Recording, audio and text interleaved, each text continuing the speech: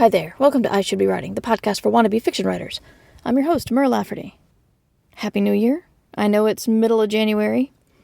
But hey, what better time to talk about New Year's resolutions? Because everybody else has stopped talking about New Year's resolutions because they're already forgotten 2 weeks in. I could be exaggerating. Maybe some of you are holding on to them. Maybe some are not. But revisit them. What did you think you were going to change this year? I made one resolution this year. And I've been okay at keeping up with it. In short, my resolution is get bored. And I know that sounds kind of silly, but the deal is, when you're bored, your mind wanders. When your mind wanders, you get good creative ideas. If you're bored and you pick up your phone or tablet and play Candy Crush, you're not getting good ideas. You're playing Candy Crush. Now, it's hard. I'm as addicted to my devices as any other person with smartphones or tablets. So, a lot of times it's a struggle to put things down. But it's important. I've been trying to do less background noise when I'm like cooking or cleaning or doing stuff with my hands, because I usually put on a TV show that I know well so I can listen to it. But if I miss anything, I'm not actually missing anything. But I know I enjoy it, what I do here, so I can't listen to anything new because I'll miss something. Wow, it's embarrassing to say this out loud, but it's the truth. I've gone through The Office and Friends and Arrested Development and now The Good Place many times. What I've tried to change there is listening to either music, which helps my mind to wander, or listening to an audiobook, which at least is reading. In the car, I'm either doing silence, audiobooks, or music. I find silence is best for me in the car if I want to be working through a plot thing, which is weird because I was the kid who hated silence. My family was the one that always had the TV on. Even if nobody was watching it, the TV was on. And after meeting my husband and building a family ourselves, deciding we did not want that in our lives was actually a bit of a challenge for me to embrace. But it helps my mind process things and think about stuff. Of course, nothing's perfect. That's what bothers me about a lot of advice, is that sometimes even when you do it perfectly, it still doesn't work. Sometimes when things are quiet, I do the depressive downward spiral of going over past mistakes, people I've hurt, stupid things I've said, I'll never write another book, self-loathing spiral, etc., etc. And when that happens, I need to put something on. Being bored is not the best thing for me right then. But more often than not, it is.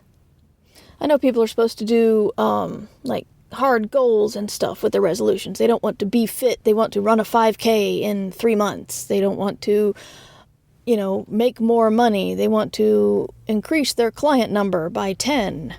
That kind of thing. And so my resolution of get bored doesn't really fit with that.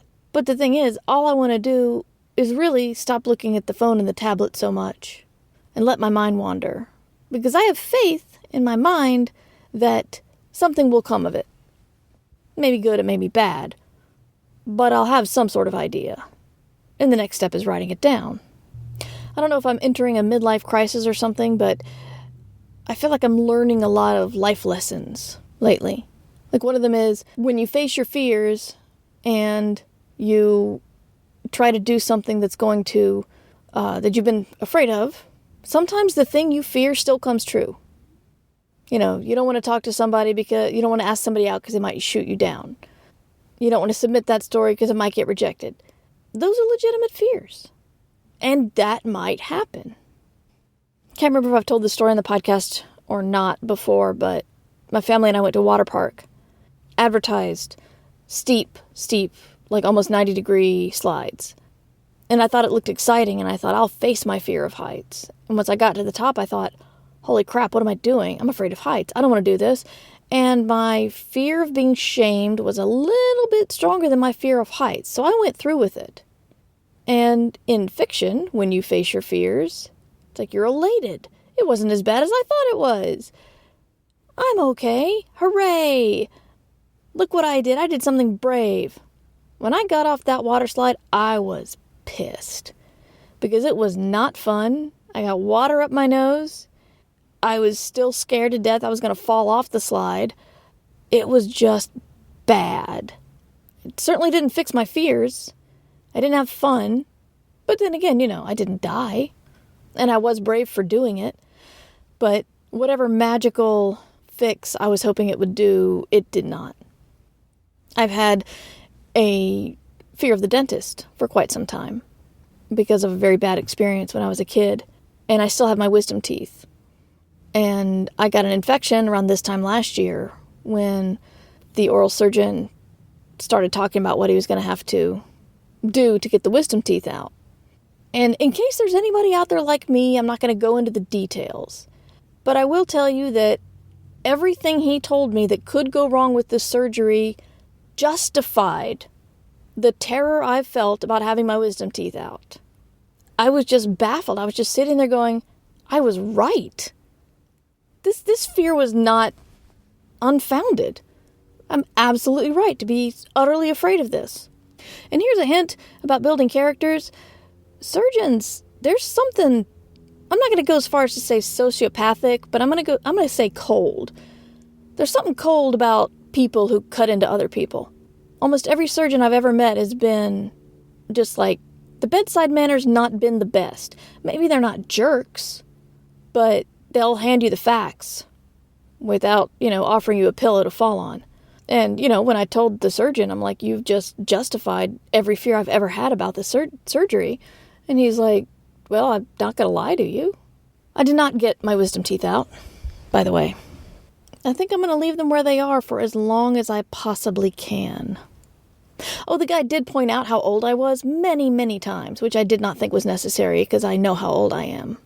Apparently, if you get them out when you're 16, you heal a lot faster than if you're 44. I'm like, okay, that may be true, but I can't go back in time, so why are we harping on this?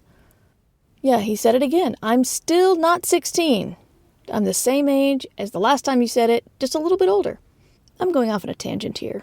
But just because your fears may be justified, but that doesn't mean you shouldn't face them. And I gotta tell you guys, if you're listening to this saying, well, why don't you go get your face surgery? I'm gonna say that the fear of being rejected or the fear of getting a bad review is very different than the fear of losing feeling in half your face. I'm just saying. As I mentioned, I've been watching a lot of The Good Place lately, and it's possibly the smartest thing that I've seen on TV in a while. Now, I can't watch all the TV shows, so there may be something smarter out there. But this is pretty darn close. It's brilliant, it's funny, the characters are amazing. And I can't tell you too much because there are many reveals as the show goes on. But, I commend the show for having several female characters, several marginalized groups. Nobody is a stereotype. And I'm going to be I will talk about one person because she fascinates me. There's a minor character called Mindy St. Clair. And she lives in an afterlife all by herself. She was a hotshot corporate lawyer who was a complete jerk her whole life, but then did something really good and then died. And so they kind of sent her to this limbo place. And Mindy St. Clair is a character who is not... It's so hard to describe this. There's the concept of the male gaze or the female gaze is that when you see somebody, you are seeing them through the glasses of somebody who finds them attractive. Like we see women almost always through the male gaze, shown as sexual creatures or matronly creatures. When a woman talks about sex, it's almost always in a way that would turn on a guy. And Mindy St. Clair is just 100% for her own happiness. She doesn't care. She's not outright antagonistic. She does what she does for her own benefit, and she really doesn't care what anybody else thinks or what anyone else does. She doesn't care. I won't go into any more detail because there is some minor sexual content. I don't usually talk about that on this show, but also I don't want to spoil anything. Mindy St. Clair talks about sex a lot, but there's nothing sexy about her. Nothing unsexy. She's just like a human person. So I recommend The Good Place. Mindy St. Clair doesn't come in till around the end of the first season. but she's definitely worth the wait. You know, it's funny, that's the other side of what I'm talking about, the getting bored. But if you watch something or read something or listen to something, you can still get stuff from it. You can still be influenced by the media around you. Just give your brain a chance to turn off and let your subconscious do some work. That's all I'm saying. And here's where I'm supposed to introduce the fact that we have a Christopher Brown interview coming up, and, well, I screwed up the recording. If you've been doing something for a long time, try not to get complacent, because things can still go wrong. This is why people gave nurses and doctors checklists to say basic things like, wash your hands. And they resented it, and then they realized that infections in the hospital went way down. So if I had a checklist for all my recording, then it might not sound like crap. So I apologize for not having that interview for you. I hope that I can re-record with Christopher. I've sent him an email today, being very embarrassed. So we're going to cut this one a little short. I would like to announce that I Should Be Writing has a sponsor now. It's very exciting. The sponsor is, actually, my publisher, Serial Box. National Public Radio called Serial Box the HBO of reading. Serial Box brings you gripping stories written by best-selling and award-winning teams of writers, with new episodes every week. They're addictive new shows you can read or listen to.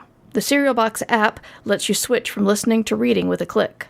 Join the plot with Serial Box. Right now, I Should Be Writing listeners can get 20% off any first season of a Serial Box series.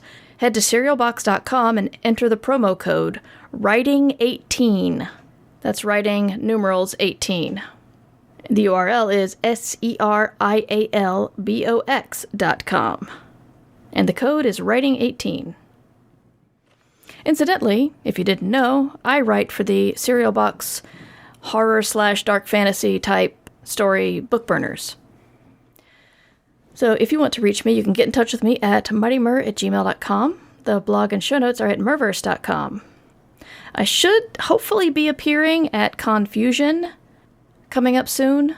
It's snowing. We're having a winter storm right now, and it's snowing about twice as much as they originally forecasted. So I'm kind of worried about my flight going out tomorrow. But if you're at Confusion this weekend, look for me. I may be there. I will also be at the NorwestCon at the end of March because the Philip K. Dick Award is given away there, and Six Wakes got a nomination. Whoa! So you can check out Six Wakes, or my other book, I Should Be Writing, based on this podcast, or my short fiction podcast that I co-edit called Escape Pod. You can find links to those at merverse.com. So hunker down, if it's winter or summer where you are, and get some words down, because you should be writing.